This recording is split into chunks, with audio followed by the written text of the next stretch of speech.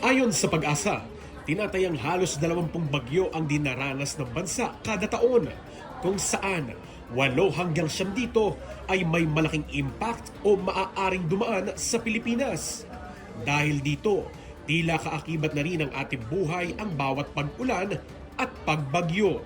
Batay sa Office of Civil Defense, may dalang panganib ang pagbagyo, gaya na lang ng lakas ng hangin nitong posibleng umabot sa 250 kilometro kada oras na kayang sumira ng kabahayan, magpabagsak ng puno, poste at iba pang estruktura. May banta rin ng storm surge o daluyong ng bagyo na nagdudulot ng matataas at malalakas na alon at pagbaha sa mga lugar na malapit sa dagat. Maaari rin itong makapagdulot ng pagguho ng lupa at pag-agos ng mga putik, partikular na sa mga bulubundukin at matatarik na lugar. Gayun din ang pagbaha na makasisira sa mga pananim at estruktura at makapagdulot ng sakit dahil sa malalakas at patuloy na pag-ulan. Bunsod nito, may paalala naman ng OCD sa publiko. Bago pa man bumagyo, manatiling nakamonitor sa balita para sa weather updates, warning at weather advisories. Alamin ang pangunang warning at evacuation plan sa iyong lugar. Suriing maigi ang mga tahanan at kumpunihin na agad ang anumang sirang bahagi ng bahay. Ihanda ang go bag na naglalaman ng mga pangangailangan ng pamilya. Ilikas na kaagad ang mga alagang hayop at dalhin sila sa ligtas na lugar.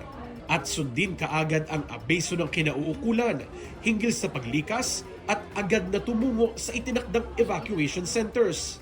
At habang bumabagyo, manatiling kalmado at mahinahon, manatili rin sa loob ng mga tahanan at evacuation centers at makinig sa mga balita.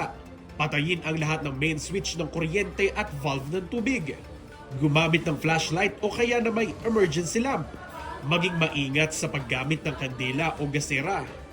Lumayo sa mga bintana para makaiwas sa insidente.